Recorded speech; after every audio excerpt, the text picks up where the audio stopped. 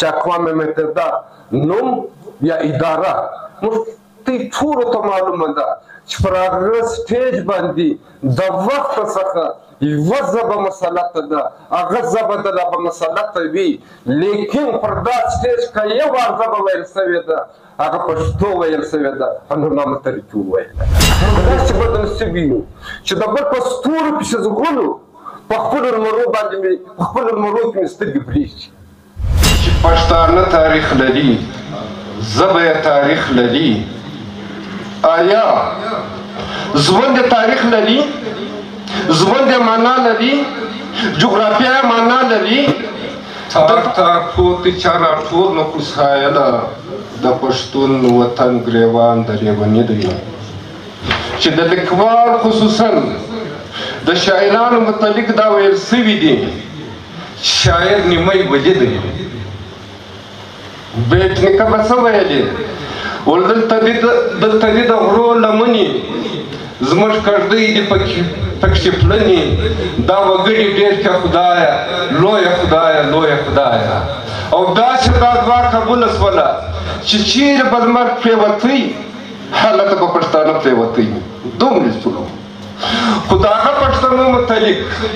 چې بیا کله نظر سلو بیا کله مطالعه سوله بیا کله تحقیق سو بیا کله ریسرچ سلو بیا یو داسې وخت راغلی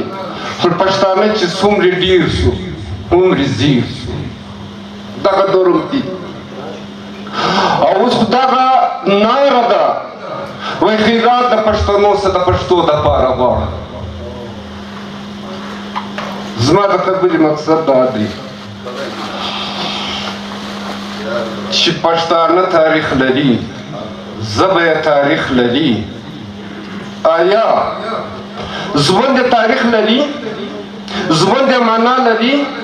جغرافیه یې معنا لري دلته آزاد صاحب وویلې چې د یو قوم د یو پہچان یا تاریخ څلور ستونه وي زه د څلورو سره محدوده کوم زه هم درې دي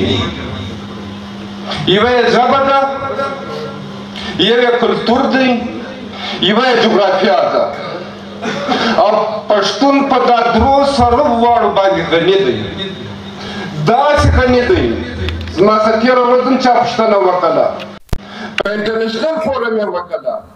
چې د پښتانه یا د پښتانه د خاورې درګرد لوی دشمن څوک دی شاید دوی زما سره اتفاق ونه کړي هر یو دشمن نه لري دشمن ده دې دشمنه ده چې د وسایلو ډکه جغرافیه لري او د دنیا نظر د ده پر جغرافیه او دی چې د جغرافیه په دفاع دی داسې بدنصیبه اوس سړی په کوم اړخ وګایېږي د لیکوالان ناست دي تر ما پوهان ناست دي ظفر کاکا خیل یو کتاب لیکلی دی په 8-10 کاله ریسرچ دی 8-10 کاله 2 عمر دی او زه خو دا کتاب د پښتانه په کور کې داسې ضروري بولم کله په بدن کې چې روح وي پښتون د تاریخ په هنداره کې د هغه پر یو کېر دی لیکي چې پښتون یو داسې بدنصیبه قوم دی د مځکې پر سر چې په هر زمان کې د هغو ښه کار ته بد ویل سوي دي آزاد صاحب د لیکدود خبره هم د 2.5 زرو پورې وکړه تحقیق دی ریسرچ دی معلومات دی نالج دی علم دی زه در 2.5 زره کاله مخکې بیایم د بامیان کتبې چې دي چې علمي ژبپوهانو ته ځي او چې هغه یې معلوموي چې دا باندې پښتو لیکل سوې ده نو هغه پښتو خو لیکدود باندې معلومېدله چې ستا 5.5 زره کاله پرته ثابتوي ستا پښتو او بیا د مایوسۍ خبره هم نه ده هو یو ژبې ته یو قوم ته ریاست وده ورکوي اسلام آباد ما یو لاین پروګرام ده د اردو ده په هغه کې یو داسې کراس کوشچنز ما څخه وکړي چې ته د اردو ادب یې او پښتون یې د دواړو ژبو کې دي دعوه ده محتوا مې نه ده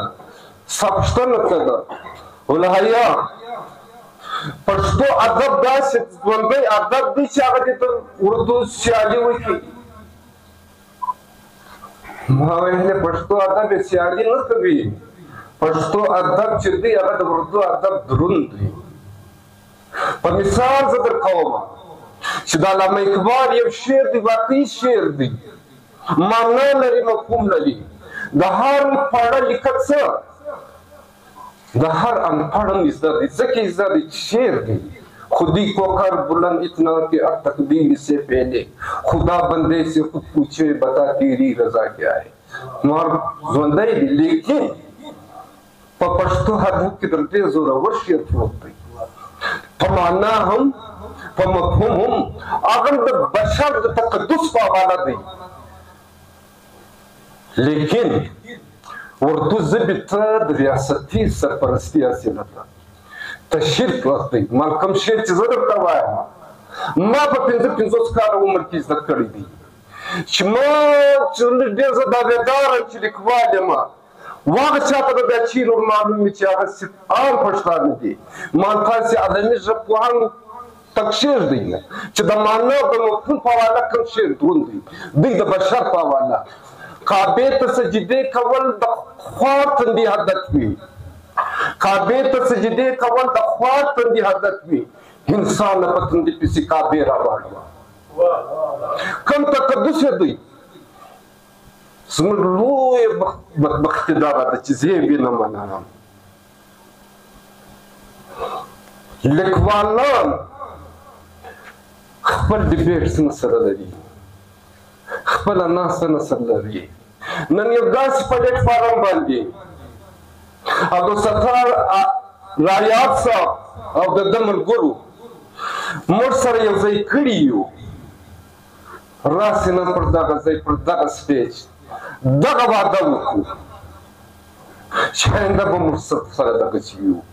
چې د هرې ټولنې پروګرام وي یو اواز یو لاس وي په دې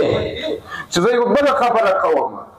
چې په دنیا کې ښارونه چې دي هغه په نمو سره پېژندل کېږي زه د عمومت دا خبره کوم پښین یو داسې ښار دی چې هغه په شخصیاتو سره پېژندل کېږي صاحبزاده حمیدالله صاحب د سلو تقریب کتابو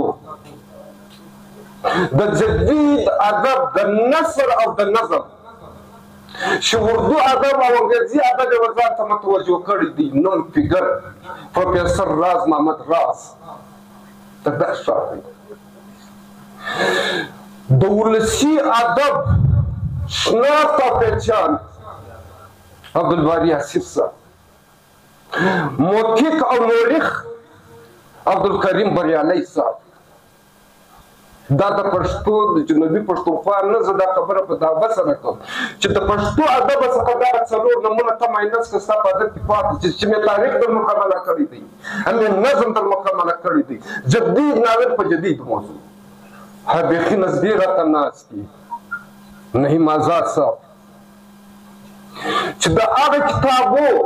چې ما ته نمونه دي اورېدلي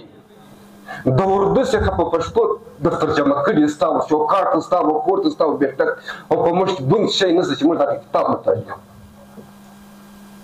ناول نګار سوړ بوی یو سمبولیک ناول د پښتو ادب د پښین په ښار کې لیکل کېږي او دنیا ته ځي